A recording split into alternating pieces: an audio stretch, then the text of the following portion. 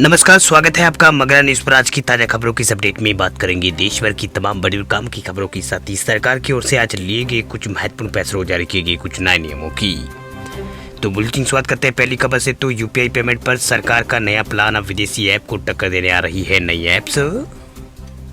भारत सरकार की तरफ से यूपीआई को लेकर नए प्लान बनाए जा रहे हैं। देश का जो यूपीआई सिस्टम जो है वो फिनटेक स्टार्टअप पर फोकस करने का विचार कर रहा है।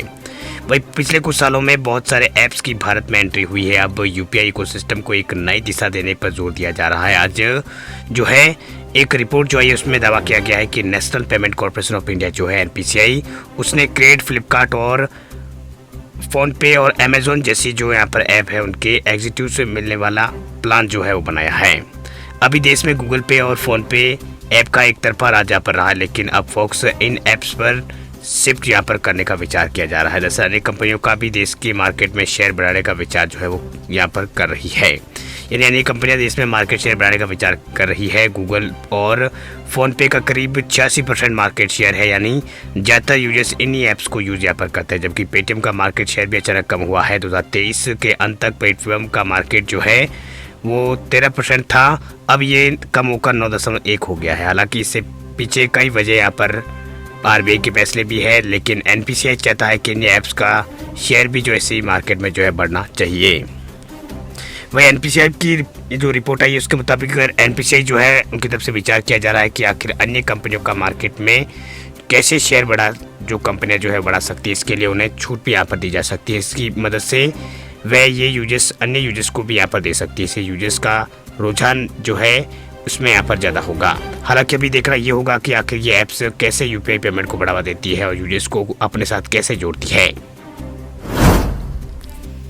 चलिए बात अब करते हैं अगली बड़ी खबर की। तो रेल यात्रियों के लिए खुशखबरी देखिए, स्टेशनों पर अब यूपीआई के जरिए मिलेगा जनरल टिकट।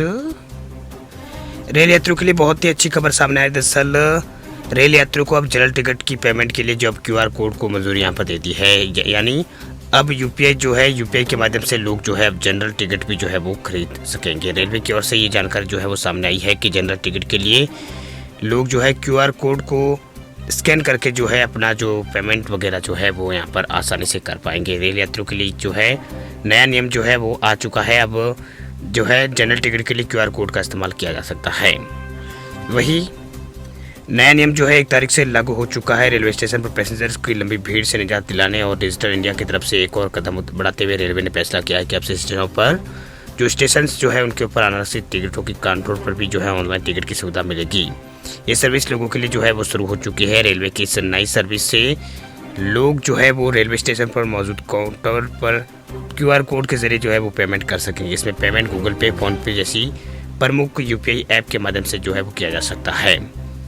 वह रेलवे जो है वो डिजिटल पेमेंट को बढ़ावा देने के लिए डेली टिकट काउंटर पर जनरल टिकट यहाँ पर लेने जा रहे लोगों को काफ़ी राहत इसमें यहाँ पर मिलने वाली है। वह यूपीआई के जरिए जो है डिजिटल पेमेंट से लोगों को खुले पैसों की परेशानी से निजात जो है वो मिलेगी। इसके साथ ही टिकट काउंटर पर मौजूदा जो कर्मचारी जो है उनका भी कैश मिलाने में लगने वाला जो समय जो है वो भी बचेगा। वह डिजिटल पेमेंट के जरिए कम से कम समय में लोगों को टिकट मिलेगा, जो पूरी तरह से जो है ट्रांसपेरेंसी को जो है बढ़ावा देगा।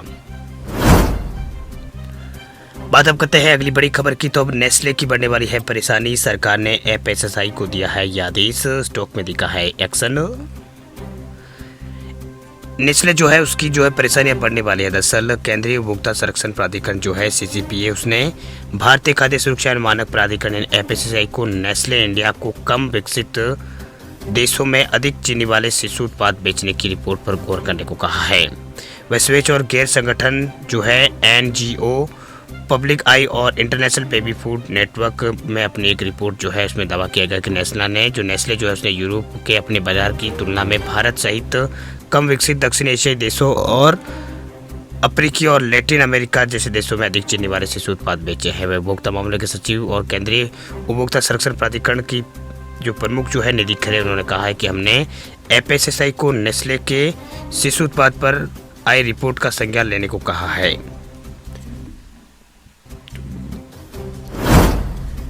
चलिए बात अब करते हैं अगली बड़ी खबर की। तो बड़ी खबर देखिए, अब जल्द ही किराना की दुकानों में मिलेगी सर्दी जुकाम की दवाएं, केंद्र सरकार कर रही है प्लानिंग। अब तक लोगों को दवाई खरीदने के लिए मेडिकल स्टोर पर जाना पड़ता था, लेकिन जल्दी जो है उन्हें ये सुविधा जो है किरानों की दुकानों पर मिलने वाली है। दरअसल केंद्र सरकार जो है उसकी ओर से नियुक्त एक समिति आमतौर पर इस्तेमाल होने वाली सर्दी जुकाम और एसिडिटी और बुखार की दवाएं किराना की दुकान पर उपलब्ध कराए जाने पर विचार कर रही है। इसके लिए दवा नीति में बदलाव किया जा सकता है। रिपोर्ट के मुताबिक इस सरकारी समिति ने भारत में ओवर द काउंटर यानी OTC दवा नीति तैयार करने का काम सौंपा गया है। वह ग्रामीण इलाकों में डॉक्टरों और मेडिकल स्टोर का अभाव है, इसलिए समिति की ओर से OTC को लेकर जो है सुझाव दिया गया है। वही सूत्रों का कहना है कि आम लोगों तक दवाइयों की बेहतर पहुंच के लिए जो इस प्रस्ताव को मंजूरी दी जा सकती है। इससे ग्रामीण इलाकों में रहने वाले लोगों को फायदा होगा। अभी जो है USA जैसे देशों में जो है जनरल स्टोर जो है यानी किराना की दुकानें जो है वहां पर आम दवाएं जो है बेची जाती है। रिपोर्ट के मुताबिक स्वास्थ्य सेवा महानिदेशक की ओर से OTC दवा नीति विकसित करने के लिए गठित विशेषज्ञ समिति ने ऐसे ड्रग्स की सूची जमा की है जिन्हें किराना की दुकान पर बेचा जा सकता है। इस लिस्ट में होने वाले बदलाव पर विचार विमर्श करने के लिए एक बैठक बुलाई गई है। अभी तक भारत में इस तरह का कोई भी जो है वो नियम नहीं है। वीडियो आपको अच्छा लगे तो लाइक करें और इस वीडियो को आप शेयर करें और इस चैनल को आप सब्सक्राइब करके बेल आइकन को जरूर से दबाएं ताकि रोजाना आपको इसी तरह की जानकारी मिलती रहे।